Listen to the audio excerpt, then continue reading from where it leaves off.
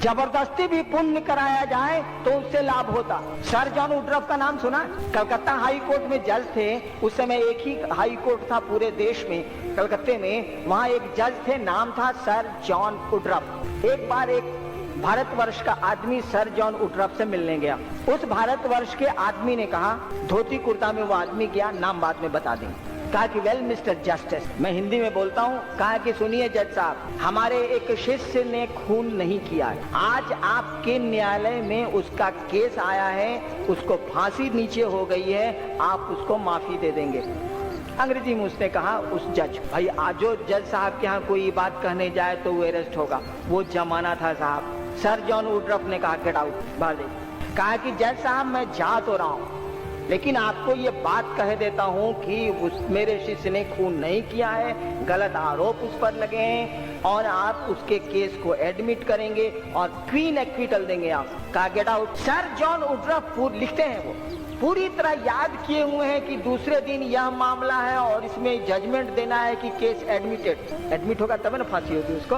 Case admitted. 2 महीना के बाद वही आदमी फिर जस्टिस से मिलने आता और सर्टिफाइड कॉपी जजमेंट के लिए हुए हैं और सर जॉन वुडरॉफ से कहता है थैंक यू मिस्टर जस्टिस, आपने एक्विटल दिया, इसके लिए आपको बहुत बहुत धन्यवाद। कहता व्हाट नॉनसेंस, क्योंकि उसने तो जजमेंट दिया था कि केस एडमिटेड। कहा कि दिस इज योर ऑर्डर। उस आदमी ने वो आदेश की सत्यापित प्रति जज साहब को दी। सर जॉन वुडरॉफ ने उस आदमी को बैठाया, अपने ऑफिस के आदमी को कहा रिकॉर्ड लाओ। रिकॉर्ड मंगाया। सर जॉन वुडरॉफ देखते हैं कि अपनी कलम से उन्होंने लिखा है एक्विटल, हार्ड एंड एक्यूज, और उसी की सर्टिफाइड कॉपी वो लेके आए।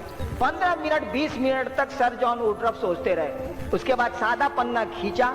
उस समय गवर्नर जनरल इन काउंसिल होता था, मतलब उस समय वही सबसे बड़ा अफसर होता था इस देश। लिखा governor general in council, I sir John Woodroffe here by resign. Sir John Woodroffe ने रिजाइन कर दिया। और जो आदमी गया था यह बात करने के लिए उसी के शिष्य हो गए। उनका नाम था विद्यार्णव। सर जॉन वुडरॉफ ने तंत्र पे बहुत सुंदर लिखा है और बहुत खूब लिखा है। एक जगह सर जॉन वुडरॉफ लिखते हैं, जबरदस्ती पुण्य कराने की बात मैं आपको बता रहा हूँ। लिखते हैं, वो उनकी किताब है द प्रिंसिपल्स ऑफ तंत्र, 2 वॉल्यूम में, इतनी मोटी। लिखते हैं कि एक कलकत्ता हाई कोर्ट में मेरा दोस्त था जो वकील था, बंगाली था, वकील था मेरा दोस्त, और सारे कुकर्म करता था। वो बहुत पैसे वाला था, कलकत्ता हाई कोर्ट में वकील था, उन्हीं का दोस्त था। वो सब धंधा करता था, वो शराब पीना, ये करना वो करना। एक दिन उसको बीमारी हुई, डॉक्टरों ने कह दिया कि आप नहीं बचेंगे। उसको पूजा पाठ से कुछ लेना वकील को नहीं था, पूरी तरह सर्वगुण संपन्न था वो, सामाजिक कुरीतियों का पैसा था। वो 6 महीना अपने बिस्तर पर रहा और मर गया। उसका सर जॉन वुडरॉफ का मित्र जो वकील था 6 महीने बिस्तर पर रहा और मर गया। सर जॉन वुडरॉफ लिखते हैं कि जब वो मर गया तो मैंने उसको आसमान में बुलाया, आसमान से बुलाया और उससे बातें की। सर जॉन वुडरॉफ लिखते हैं कि तुम अभी कहाँ हो? सर जॉन वुडरॉफ ने अपने मित्र वकील, मरे हुए मित्र वकील से पूछा अभी तुम कहाँ हो? तो उसने बताया उनको कि मैं शिवलोक में हूँ। सर जॉन वुडरॉफ ने पूछा कि शिवलोक में क्या शिव रहते हैं? उसने कहा नहीं, शिवलोक में रामकृष्ण परमहंस जैसे लोग रहते हैं।